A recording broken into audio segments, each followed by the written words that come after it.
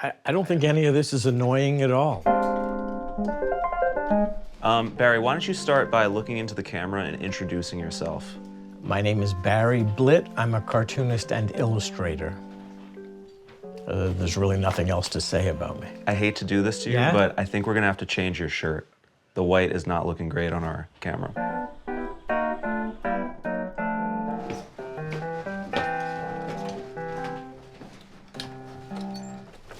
I got this stripe number. No, stripes is no good. Oh, is that right? Yeah.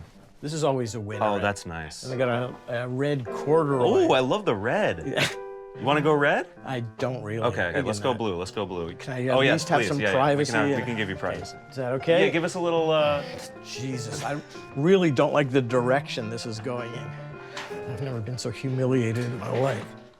I don't even know where to begin. Well, you can imagine how lost I am. All right, well, let's start from the beginning.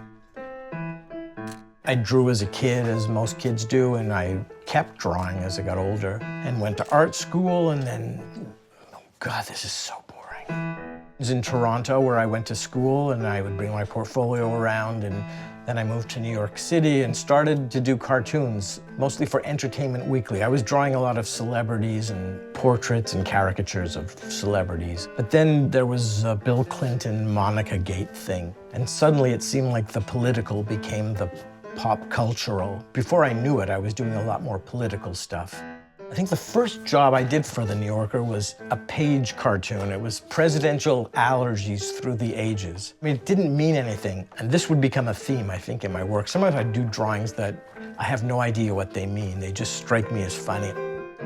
Francoise and I have had a couple of instances where I sent her an idea, said, don't self-edit. You don't worry about that. Just send me your ideas, and so that's what I do. There's probably certain things I should keep to myself. Often send things that have no chance of ever being published by any sane publication. Here's something no one wanted. This is Putin as some kind of aquatic life. Nor were they interested in Alex Jones being forced to liquidate. Here's a drawing of Biden triumphant with his ice cream. Henry Kissinger being, looks like he's being denied entrance into heaven. This is mercifully free from any drawings. My first cover for The New Yorker was smokers standing on window ledges having their cigarette outside, because that was the year when people could not smoke inside offices anymore, and it became a cover. You must have felt like a hot shot. No, I didn't feel like a hot shot. I can never find the one I'm looking for.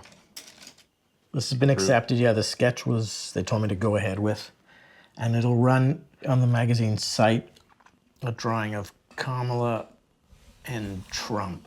He's spouting off about dogs being eaten, and she's sort of looking at him pathetically. On a base level, I'm making fun of characters. The work I feel I'm doing, it's not coming from any great knowledge about policy or about history. I mean, the thing about Trump, as much as I dislike him, when a bully walks into a room and insults everybody, then everyone's insulting everybody after that. It makes the job easier. It's really an ugly time, but it keeps cartoonists busy. Can I ask you a really annoying question? I would expect nothing less. Favorite cover and least favorite cover you've ever done?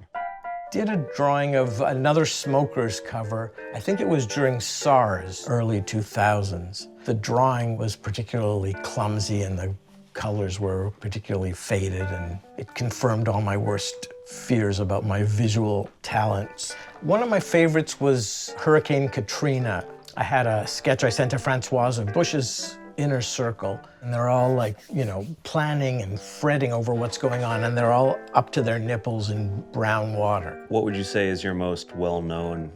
You know what you're asking. Well, there's the fist bump cover of Barack and Michelle Obama. It was an ambitious attempt at satire. A lot of people didn't find it funny. But, you know, like the other covers, it came and went. Do you feel like your sense of humor is hard for a lot of people to understand? I don't think it's everyone's sense of humor. I mean, there are things that make me laugh a lot that other people don't seem to laugh at. It's passive-aggressive. I guess that's what I would explain my style as, sort of passive-aggressive. I often don't have the guts to come right out and say something in bright, harsh colors, but I'm sort of whispering it or saying it in brackets, or, you know, I'm desperately looking for laughs. It's pathetic. If I have work in front of me, if I have a drawing in front of me to do or a problem to solve work-wise, I'll be thinking about that. I'm not good at the future or the past. How many hours a day are you in this room? I'm in this room a lot. Do you have any hobbies outside of drawing? No. Got to do everything yourself around here.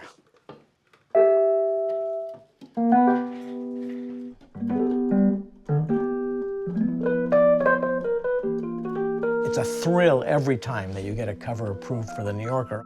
The last one, I fretted over how I handled the drawing. I drew Trump and Vance going down on a roller coaster and Kamala and Waltz going up.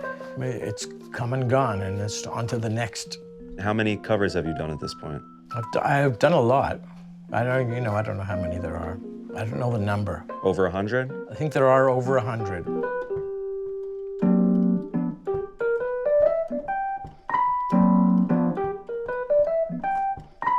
What do you want to do for the rest of your career? I'd like to lie down.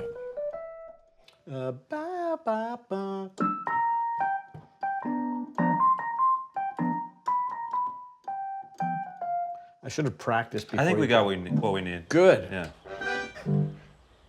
I'm taking us up to Arthur Miller's cabin. He made himself a pot of coffee and wrote the first act of Death of a Salesman. Or that's what the real estate agent said when they sold us the house. You still with me?